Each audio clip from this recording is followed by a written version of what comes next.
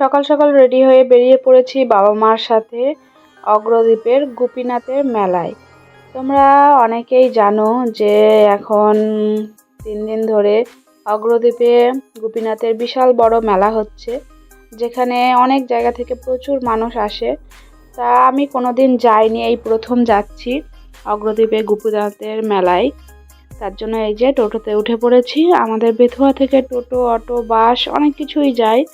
তা আমরা টোটোতে উঠে পড়েছি মেলায় যাওয়ার জন্য। তা এটা হলো আটপাড়ার ব্রিজ। দেখো ব্রিজটা কত সুন্দর লাগছে, তাই না? অনেকেই আসে এখানে ভিডিও করতে। আমারও আসার ইচ্ছা ছিল, কিন্তু কোনোদিন আসা হয়ে ওঠেনি। যাই হোক, ব্রিজটা তোমাদের দেখিয়ে দিলাম। আর এই যে টোটো করে চলে যাচ্ছি মেলার উদ্দেশ্যে, মেলা দেখবো, তাই না?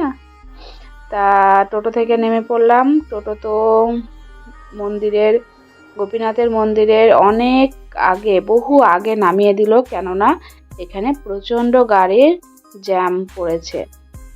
গাড়ি এর আগে আর যাবে না, তাই এত গাড়ির জ্যাম যে পাশেই মাঠের ভিতর দিয়ে সবাই যাচ্ছে, যাতে শর্টকাটে যেতে পারে। ওদিকে রাস্তার উপর দেখো কত গাড়ির লাইন পড়েছে, দেখেছো? মানে রাস্তার উপর দিয়ে তো যাওয়ার কোনো উপায়ই নেই, তার জন্য সবাই যাচ্ছে এই মাঠের ভিতর দিয়ে। তাই আমরাও তাদের পিছন পিছন মাঠের ভিতর দিয়ে যাচ্ছি। খুবই কষ্ট হচ্ছে, অসুবিধা হচ্ছে, কারণ এই খাড়া রোদের মধ্যে মাঠের ভিতর দিয়ে যাওয়া খুবই কষ্টকর একটা ব্যাপার। তারপর মাঠের ভিতর দিয়ে হেঁটে এসে উঠে পড়লাম রাস্তার উপর। এখানে গাড়ি ঘোড়া যেহেতু ঢুকতে দিচ্ছে না, অনেক আগে থেকে গাড়ি আটকে দিয়েছে, তাই এই রাস্তার উপর দিয়ে হেঁটে যাওয়া যাচ্ছে। দেখতেই পাচ্ছ কত মানুষ আসছে, কত মানুষ যাচ্ছে, তাই না?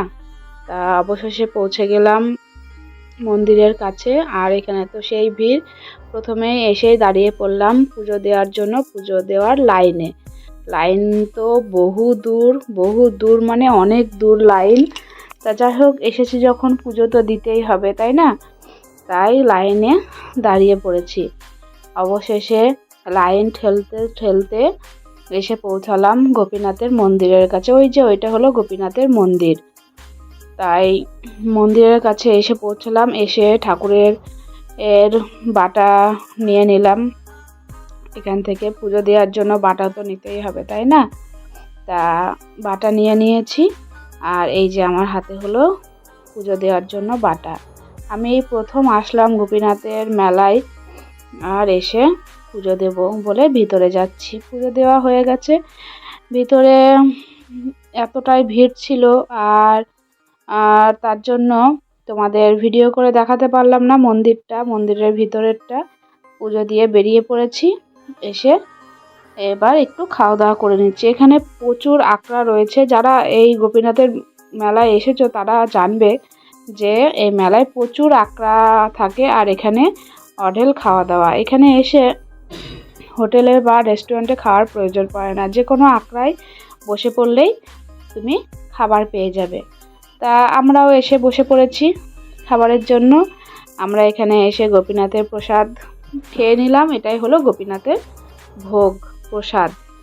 তা খাওয়া দাওয়া হয়ে গেছে। তারপর একটু ঘোরাফেরা করে আবার টোটোতে উঠে পড়েছি বাড়ির উদ্দেশ্যে।